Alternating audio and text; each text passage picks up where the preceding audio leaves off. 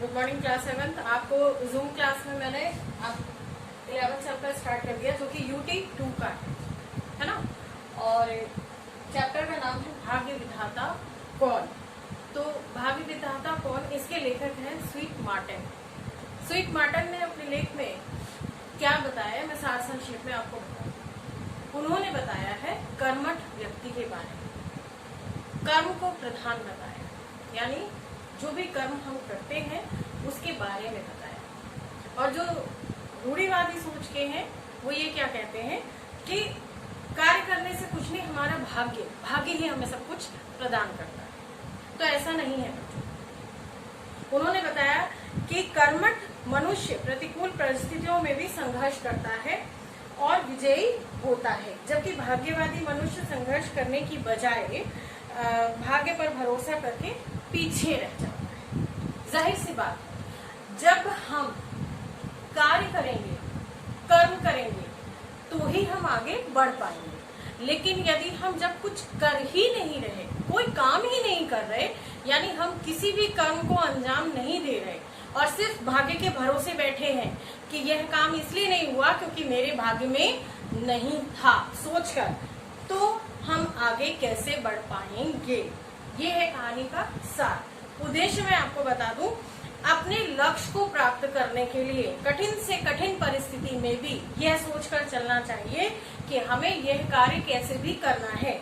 जब आप एक फोकस, एक गोल बना लेते हैं कि हमें यह कार्य इतने समय में करना ही करना है और उस कार्य को करते हैं, कर्म तो करिए। आपको ये लगता है हम फेल हो रहे हैं तो हम नहीं करेंगे, लेकिन नहीं, प्रयास करना मतलब अगर अंश मात्र भी आप प्रयास करते हैं तो इसका मतलब आप कर्म कर रहे हैं। अपने कार्य को प्राप्त करने के लिए कर्म तो करना ही पड़ेगा। बिना परिश्रम किए आपका रिजल्ट पॉजिटिव आ जाए, ऐसा कभी नहीं हो सकता। तो आपको अपने रिजल्ट को पॉजिटिव लाने के लिए अपने जीवन में बड़ी से बड़ी कठिनाइयों का सामना हंसते हंसते करना पड़ेगा और अपने लक्ष्य को प्राप्त करने के लिए आपको सही और समय पर कर्म भी करना पड़ेगा। ये इस चैप्टर में समझाया गया। उम्मीद करती हूँ बच्चों आपको ये सार समझ में आया होगा। चलिए अब आपके साथ मैं ये 11th चैप्टर भाग्य विधाता कौन शुरू करती हूँ। भाग्य विधाता कौन, लेखक स्वीट मार्टिन। प्रस्तुत पाठ में पश्चिम के आधुनिक विचारक स्वीट मार्टिन ने पाठ के माध्यम से व्यक्ति को कर्म करने की प्रेरणा दी है। उनका मानना है कि कर्मठ मनुष्य प्रतिकूल परिस्थितियों में भी संघर्ष करता है और विजयी होता है, जबकि भाग्यवादी मनुष्य संघर्ष करने की बजाय भाग्य पर भरोसा करके पीछे रह जाता है। प्रत्येक व्यक्ति का रहन सहन अलग अलग होता है, उसके क्रियाकलाप अलग अलग होते हैं। कोई लखपति है तो किसी के पास खाने के लिए पैसे नहीं है, कोई 1000 पाउंड माहवार कमा रहा है तो कोई 9 पाउंड माहवार। ये विषमता क्यों? इसका तत्काल जवाब है अपना अपना भाग्य। इस भाग्य ने मनुष्य को जितना गुमराह कर रखा है उतना किसी और बात से नहीं किया है। इस भाग्यवाद की उत्पत्ति कहाँ से हुई, इसका कुछ इतिहास नहीं है, पर इतना अवश्य है कि कुछ अकर्मण्य लोगों ने ही इसका प्रचलन किया होगा। मतलब कुछ लोगों का कहना था कि भाग्य ही सब कुछ है, कर्म कुछ नहीं है। मतलब हमारी किस्मत है तो मिलेगा, नहीं है तो नहीं मिलेगा। ठीक है बच्चों। तो जो कुछ कार्य नहीं करते, परिश्रम करने से घबराते हैं और जिनकी एकमात्र इच्छा यह रहती है कि उनके पास मुफ्त में सब कुछ चला आए, वही भाग्य की बात करते हैं। क्या करें यार, मेरी तकदीर ही ऐसी नहीं है।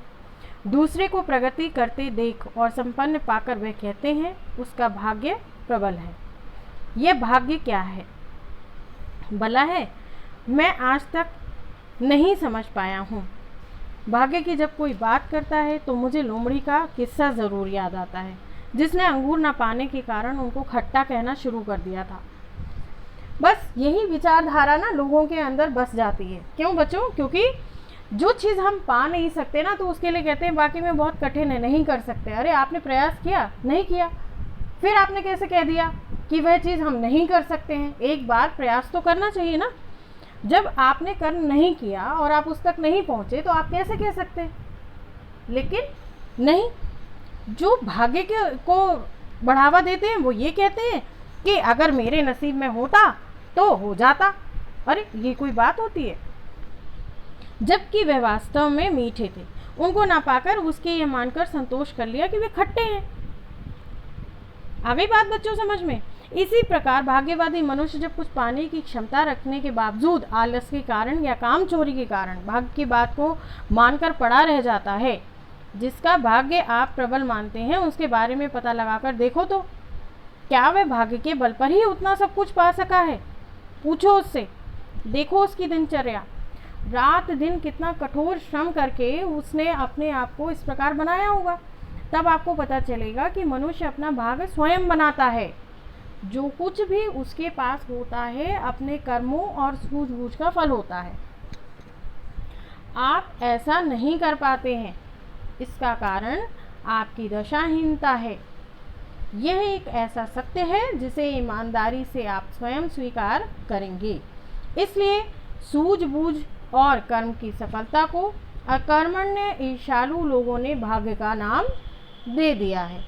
इस प्रकार भाग्य का प्रचलन हो गया है। समझ में आया बच्चों? उन्होंने कहा कि जाओ देखो जाकर कि जो आज धनी हैं, जो परिपक्व हैं, जिनके पास सब कुछ है, क्या वो भाग्य के कारण ही है?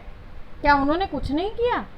एक बार पता तो करो कि आखिर उन्होंने कर्म किया भी है कि नहीं किया है। लेकिन कुछ लोग ऐसे ईर्ष्यालु होते हैं जो इस बात को ही मानते हैं कि भाग्य ही सब कुछ है और भाग्य का प्रचलन हो जाता है। भाग्य की इस रचना के कारण उसका विधाता ईश्वर को बना दिया गया। यह तर्क दिया जाने लगा कि जो कुछ ईश्वर ने भाग्य में लिख रखा है वही होगा। आदमी का अपने भाग्य के आगे वश नहीं चलता। इसके प्रमाण में नाना प्रकार के तर्क भी दिए जाने लगे। इस प्रकार भाग्य के नाम पर एक बहुत बड़ा वर्म गुमराह कर दिया गया। मनुष्य ने भाग्य की बात कर अपना प्रगति पथ स्वयं अवरुद्ध कर लिया। यह भाग्य मनुष्य का सबसे बड़ा शत्रु है। भाग्य मनुष्य को कुछ नहीं करने देता, उसे अकर्मण्य बना देता है।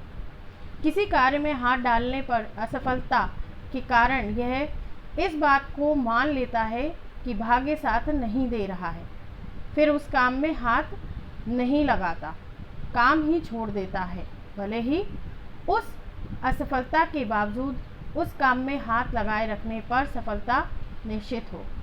यहीं पर आदमी सबसे बड़ा धोखा खाता है। हीरे की खोज के लिए एक आदमी ने थोड़ी सी ज़मीन ली।